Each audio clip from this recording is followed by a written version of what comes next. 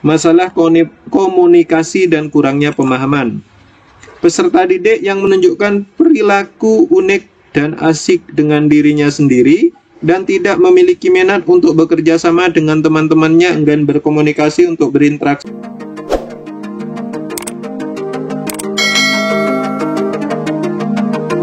Assalamualaikum warahmatullahi wabarakatuh. Welcome back to my channel Mushaf Official. Kali ini saya akan menyelesaikan tes akhir BIMTEK Guru Seri Belajar Pendidikan Inklusif Angkatan 8. Kebetulan hari ini hari terakhir harus segera diselesaikan. Langkah pertama seperti biasa yaitu dengan cara klik memulai. Oke, langsung saja ke tes akhir bagian bawah. Oke, tes akhir petunjuknya, jawablah soal-soal berikut ini dengan memilih jawaban paling tepat. Anda diberi waktu 50 menit untuk menyelesaikan 25 butir soal. Pada tes akhir ini Anda perlu mendapat nilai lebih besar sama dengan 70 untuk tuntas BIMTEK, atau minimal menjawab 19 butir soal dengan benar. Anda mendapat kesempatan hingga 3 kali untuk mengerjakan tes ini. Langsung saja start quiz, teman-teman. Oke teman-teman, sebelum lanjut jangan lupa tekan tombol like, subscribe, and comment ya teman-teman, serta tekan tombol loncengnya biar tidak ketinggalan setiap saya melakukan update video terbaru.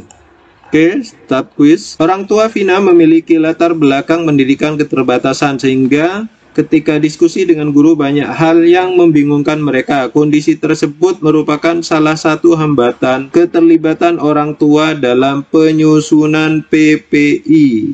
Masalah komunikasi dan kurangnya pemahaman. Peserta didik yang menunjukkan perilaku unik dan asik dengan dirinya sendiri dan tidak memiliki minat untuk bekerja sama dengan teman-temannya, enggan berkomunikasi untuk berinteraksi dengan lingkungannya. Karakteristik tersebut lebih tepat menggambarkan ciri perilaku PDBK dengan jenis hambatan spektrum autis. Manakah pernyataan di bawah ini yang paling tepat menggambarkan makna identifikasi? Guru mulai merasakan ada yang berbeda dari salah satu peserta didik yang ada di sekolah atau di kelasnya. Dalam pembelajaran di kelas, guru melibatkan anak berkebutuhan khusus untuk terlibat secara aktif dalam berbagai kegiatan ekstrakurikuler yang sesuai dengan kemampuan dan minat anak berkebutuhan khusus. Sifat kegiatan adalah lebih tepat menggambarkan konsep to play. Alat identifikasi diperlukan untuk menentukan aspek apa saja yang menjadi fokus perhatian ketika melakukan proses identifikasi. Di antara aspek yang penting untuk digali saat identifikasi anak yang memerlukan layanan pendidikan khusus adalah riwayat perkembangan anak, informasi atau data orang tua atau wali anak, dan informasi profil hambatan anak. Kelihatan mengenal atau menandai sesuatu yang masih bersifat gambaran umum atau kasar disebut identifikasi. Kemampuan pengetahuan tentang berbagai jenis dan tingkat kelainan anak, di antaranya adalah kelainan fisik, mental, intelektual, sosial, dan emosi, diperlukan oleh guru untuk mengidentifikasi peserta didik. Alat identifikasi diperlukan untuk menentukan aspek apa saja yang menjadi fokus perhatian ketika melakukan proses identifikasi.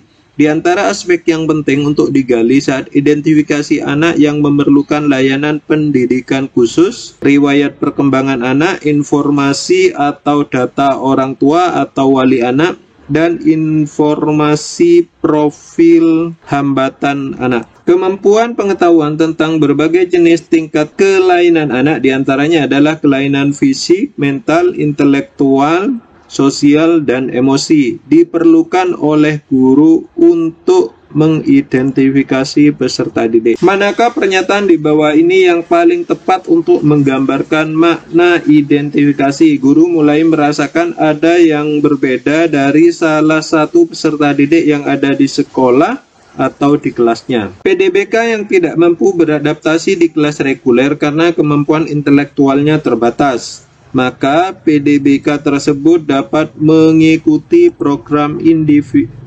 pembelajaran individual atau PPI. Kegiatan yang dilakukan setelah mengidentifikasi peserta didik sebagai dasar untuk membuat program disebut kegiatan assessment. Salah satu tujuan dilakukannya identifikasi di kelas adalah sebagai proses penjaringan atau screening. Yang dimaksud penjaringan dalam konteks ini adalah menandai anak-anak yang menunjukkan gejala-gejala tertentu.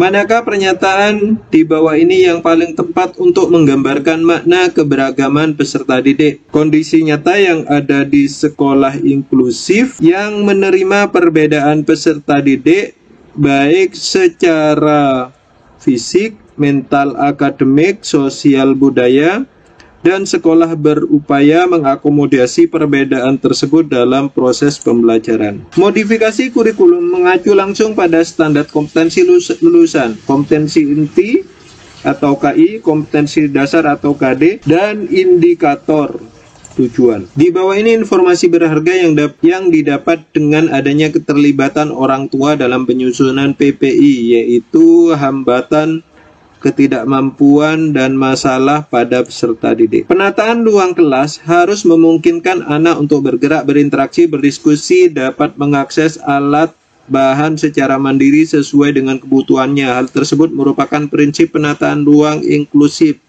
prinsip berpusat pada anak. Salah satu tujuan planning metrik adalah memetakan kondisi aktual PDBK. Guru sekolah inklusif yang memiliki peserta didik berkebutuhan dan hambatan pendengaran harus memberikan layanan kebutuhan pembelajaran untuk mengembangkan kemampuan dasar berupa kemampuan berbahasa dan berkomunikasi. Pelaksanaan proses belajar mengajar di kelas secara umum sama dengan kegiatan proses belajar mengajar pada kelas reguler. Selain terdapat peserta didik reguler, terdapat pula PDBK. Di samping menerapkan prinsip-prinsip umum dalam mengelola proses belajar mengajar, guru harus memperhatikan prinsip-prinsip khusus yang sesuai dengan kebutuhan PDBK. Pernyataan tersebut merupakan definisi penempatan PDBK kelas reguler inklusi penuh. Pergantian kurikulum karena tidak mungkin dilakukan oleh siswa berkebutuhan khusus, berkebutuhan pendidikan khusus. Pengembangan kurikulum model adaptasi